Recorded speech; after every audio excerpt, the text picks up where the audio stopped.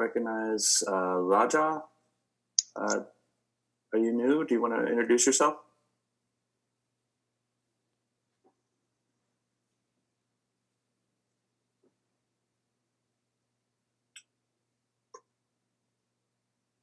If not, that's okay. Let's see, Dan, Dominic, Roderick, Dragos, Mayank. I think you've been on call before. You're going to present something in a little bit. Niraj, Alessio Marinelli. I don't recognize the name. Do you want to introduce yourself?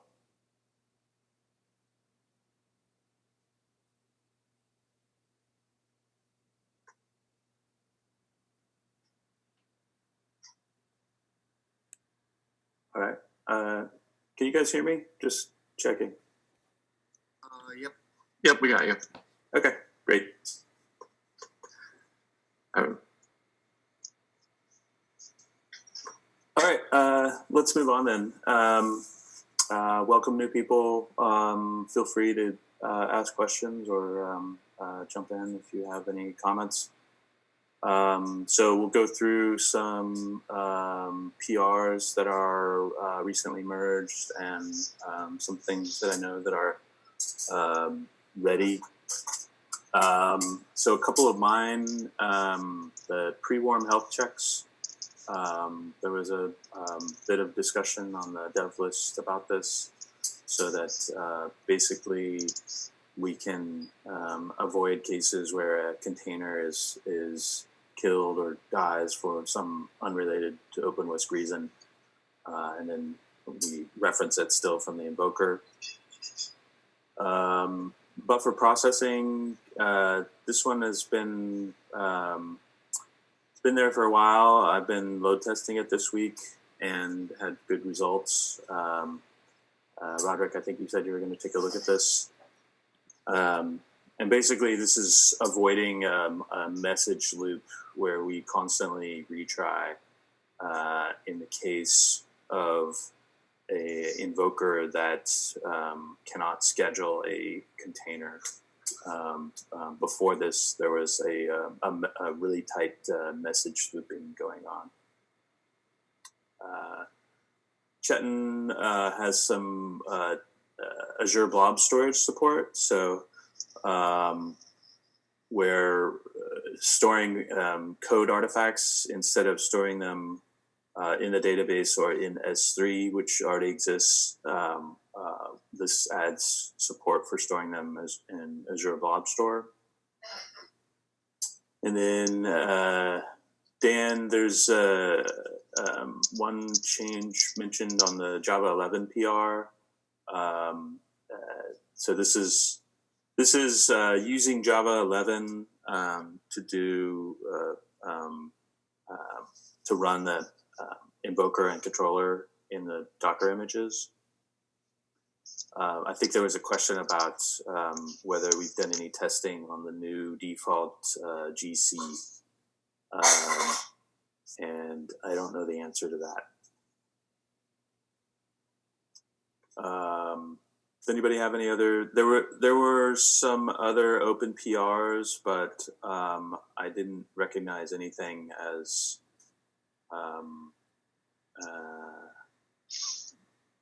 anything that was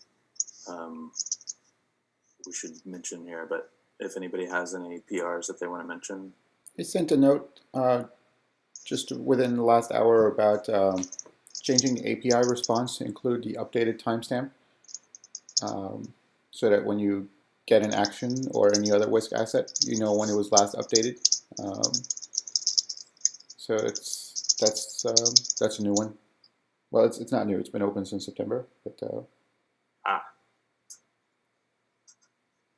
and that's PR number 4646.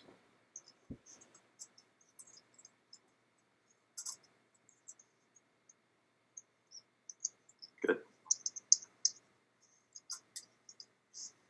Any other PRs that people want to bring up? Yes, I have one that I think, Chetan, you've reviewed for removing legacy subjects from the CouchDB views. I'll have to find the PR number for that. I believe that one's ready. If you're an operator, you probably want to look at that one. I've sent a note to the dev list. It is PR 4638. Right. I remember this has been floating around for some time. The change there requires updating, like the default view is updated to like a version 2 view. Is that right? Correct. So in a previous PR, we introduced the ability for a deployment to specify the version of the subject view that it wants to use. And so in this PR, it cleans up the view that we include by default and then bumps that version to version 2. So if you have your own deployment, those values should be pinned already to whatever you're using. Right. Yeah. I don't have any concerns about this, so I think we should go ahead and merge that. It's been long enough. I can take a look after this. Then I think there is one more thing, one more PR to provide the environment variable at any time rather than runtime. I mean, the calling run API. Oh, that's 4722. Yes, 4722. Yeah, so I took a quick look at that when it was opened. It's looking pretty good. It should be non-disruptive, backwards compatible, but others should have a look at it.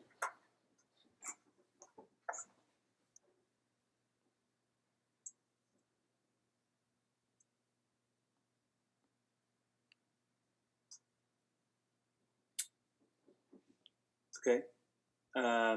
For merged PRs, there was a few in the last couple of weeks. One of them was a Kubernetes Container Factory change to allow some more configuration options.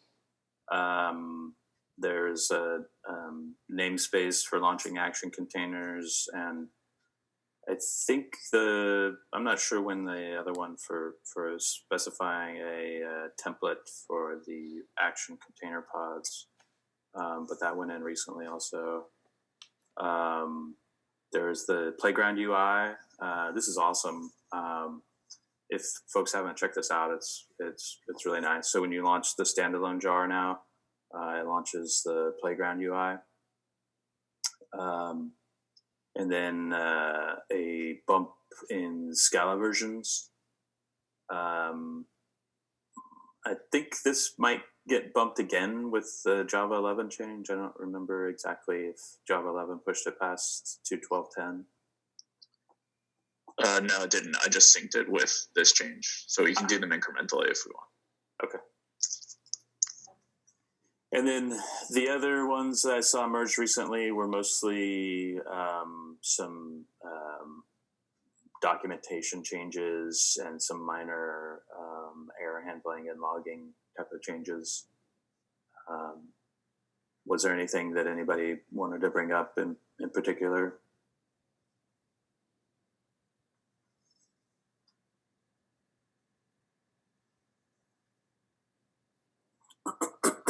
Nothing for me.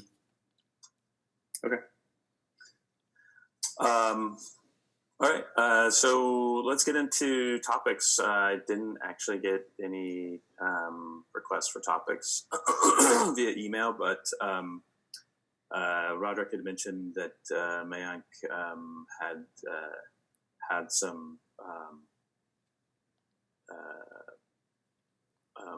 investigation around running OpenWhisk on some resource constrained clusters. So Mayank, do you want to go ahead and share what you have? Yeah, sure. Thanks. Thanks for letting me share. So I'll just briefly introduce myself and my lab group here. So like I'm a student at the University of Massachusetts, and I'm a master's student. and I'm working with a PhD student called Bin Wang, and like under the mentorship of Professor Prashant Shenoy. So there's a project wherein we are investigating serverless computing, basically under resource constrained environments, more particularly the edge, basically edge computing, and we sort of set up certain ARM based clusters using ROC64 chips uh, and Jetson Nano chips, and also Raspberry Pi chips. And so, yeah, we first tried to run OpenWhisk on these devices, and we had to actually custom build and using a local Docker registry for because Travis doesn't support ARM builds as of yet. Like we did that. And then what we encountered was that since it's a resource constrained environment, we would want more granular control over, say CPU time, or basically allocation of CPU time to specific function instances. So Bin is particularly working on this part. Like he's making changes to OpenWhisk to sort of allow and take into account CPU time request for a particular function instance, and instead of keeping it at a static value, allow it to vary in a range, and like with the help of Kubernetes, and making it more dynamic, like the CPU resource allocation, so that it works. It's like a POC we are doing, so that it works well for in a resource constrained environment where it becomes like very critical when it comes to compute. So that, and we don't have any PRs ready to sort of show yet. We are just still doing the POC, but yeah, we have plans of making, like, maybe raising a PR, or like say making our code public like once we get something out of this. Yeah, so that's pretty much I had to share. Cool, thank you. So you're running containers on these environments, not? Yes. So we are basically using Kubernetes and of course Docker containers, and we are sort of deploying OpenWhisk on it, and running actions and various things, basically experimenting it with the idea is just basically taking it to the edge, maybe the ARM devices there, it's like a more super resource constrained example of the edge. So yeah. So edge, when you're describing it, is resource constrained as opposed to latency constrained, or is that correct? Yes. So it's both. So we have constraints on latency as well.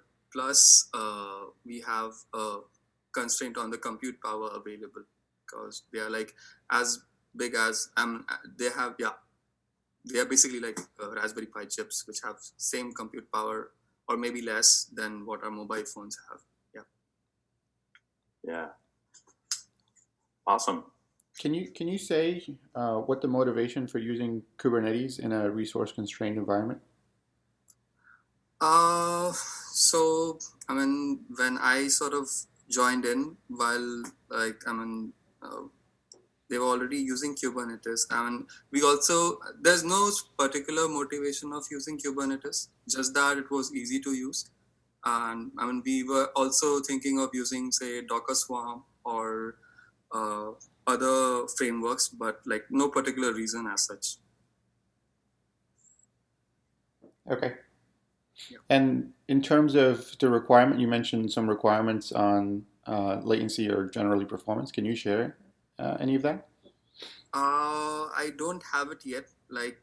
So I mean, we are still doing it. Like, I mean, it's we don't have say any particular results yet out, but like basically there's a scheduling policy which Ben is working on, and yeah, I mean, would be happy to share once we have something to any results to share. But yeah, that's what we are doing it currently. We sort of lost a bit of time mostly to sort of set it up and like get it working on the ARM devices. So yeah, because like I mean, yeah, I mean I was doing that particularly, so we sort of got a bit behind. But yeah, I mean we are working on it. Thank you. Yeah.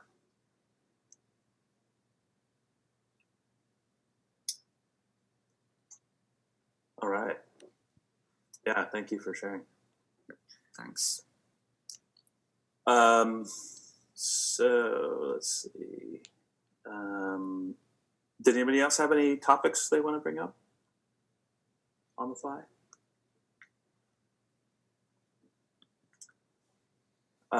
If not, I added a couple of ad hoc things that we can discuss. One of them is release.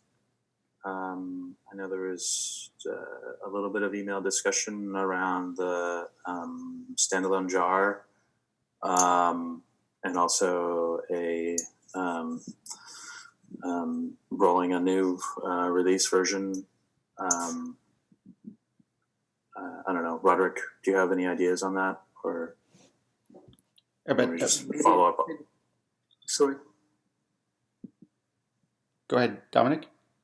Okay, maybe we can talk about dropping Vagrant support. Dropping Vagrant support? Okay.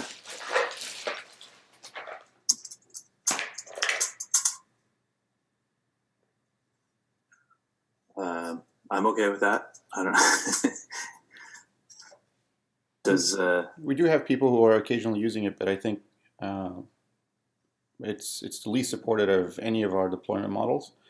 And with the standalone controller, I think we should just funnel people towards that as a getting started experience, even over Compose, because occasionally people run into Compose hiccups. So I'm in favor of dropping Vagrant. Nobody's maintaining it. I don't believe it's been touched in at least a year, if not more. And we can tie that into a release. I think in terms of taking stock of what do we need to do to get the release going, I think we can drop that, remove it from the docs, add the standalone controller to the docs, and then I think we're ready to go.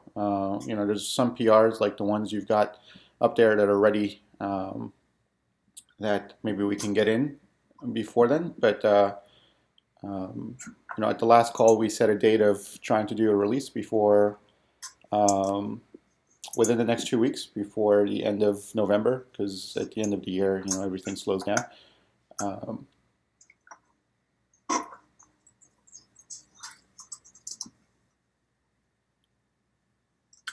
I think that sounds good. Is Chetan still on the call? I was wondering if we actually had any docs to highlight the standalone controller. I know it has its own README, but we might need just a shorter version to put on the top level README. I don't see him on, so I can open an issue to say, here are the 2 or 3 things to do, and then get a discuss thread going to get buy-in, and then we can cut a release and do a vote. That sounds good. I think, I think just like a few lines for, getting the repo and start firing up the standalone jar would be great. But yeah, if you make a list, then we can go through and add those one by one.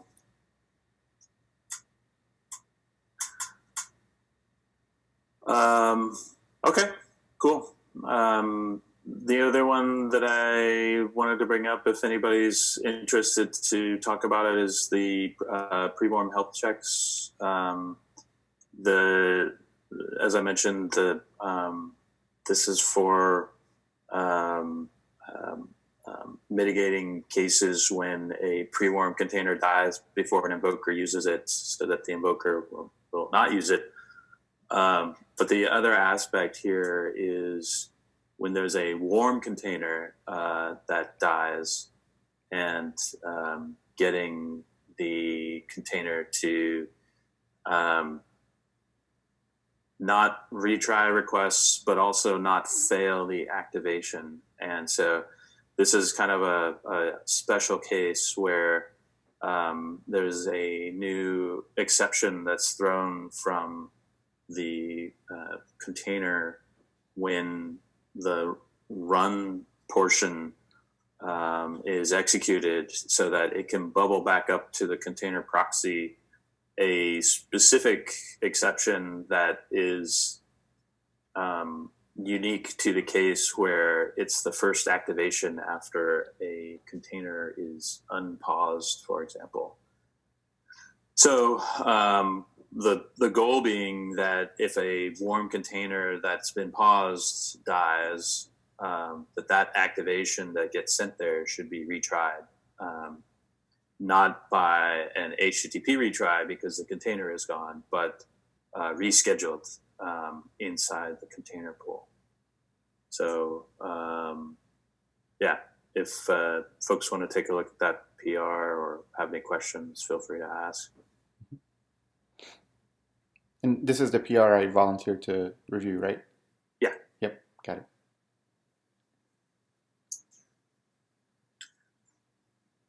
All right, does anybody have any other topics they want to bring up? If not, we can move on to hand raising for the next host.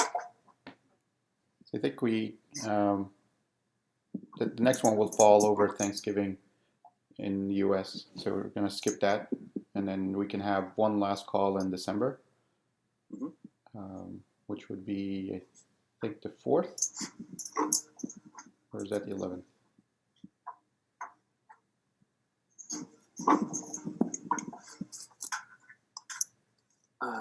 Let's see. I think it's the 11th, right? So the first week after Thanksgiving is the 4th, and the next one is the 11th. So we can either do 3 weeks from today or 4 weeks from today. My suggestion would be to do, well, I was going to suggest the 11th, but then I can't volunteer. I'm in the air that day.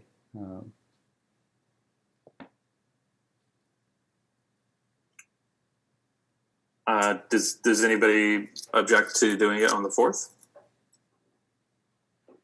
I mean, I'm okay with either. I think, on one hand, I'd like to do it sooner than later, but if we want to keep it at the regular 2-week pace, then the 11th would be it. Well, this is gonna end the year anyway, and then we'll reset in January. So yeah, we could do the 4th, I guess.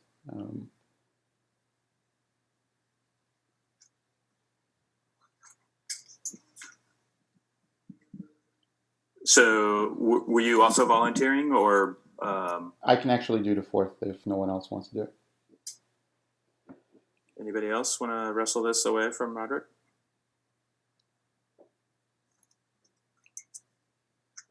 Going once? Going twice? All right. Thank you, Roderick. Yep. Great. Does anybody have anything else they want to bring up? If not, we can wrap up.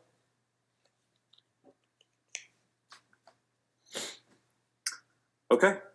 And thank you for joining, and thanks, Roderick, for recording. Thanks, Tyson. All right. Bye.